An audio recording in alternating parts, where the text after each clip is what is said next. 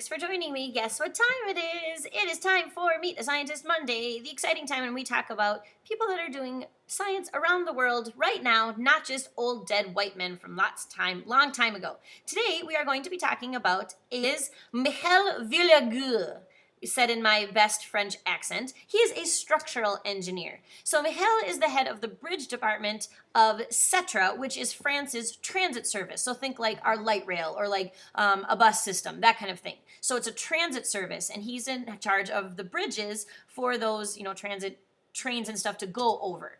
He's developed over 100 bridges, which many of them have won engineering awards, which maybe sounds like a strange thing, but when people engineer something or make something, they can get rewarded for it being very useful or very beautiful, and that's kind of a cool thing.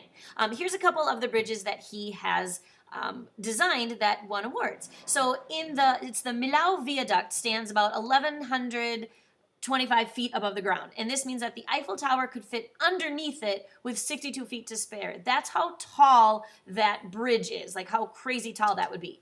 And then here's another one. This one is in Portugal, and he designed it, and it's the longest bridge in Europe, spanning 10.7 miles of the Tagus River. So instead of having to go around the river, which would be, of course, very difficult because rivers are very, very, very, very long, you can go over it. And it's 10.7 miles, longest bridge in Europe. So just looking at some of those beautiful designs, functional, but also very, very, very beautiful. So these are two of his designs. So a structural engineer. Let's hear about that a little bit more.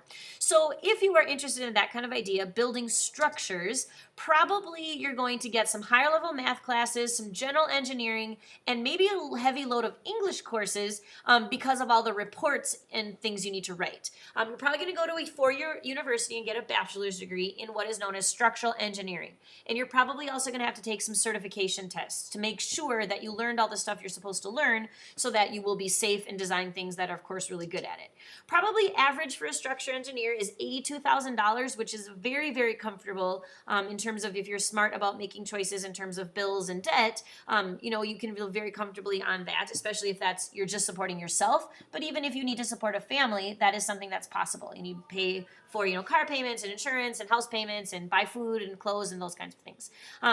If you are a specialist in that field, maybe even making around $119,000 is a possibility. So this is something that, because it's so important that you're safe and being good at it, that people are willing to pay a lot of money for those kinds of things. So kind of a cool way. Also some like creativity and some artistic stuff that goes into it, but making sure that it's safe and we can use it, whether it's buildings or bridges or those kinds of things. So again, our topic today was Michel V, who is a structural engineer, specifically for bridges. That's what he's focusing on. But their structural engineers could do lots of different things. Thanks for listening. Bye.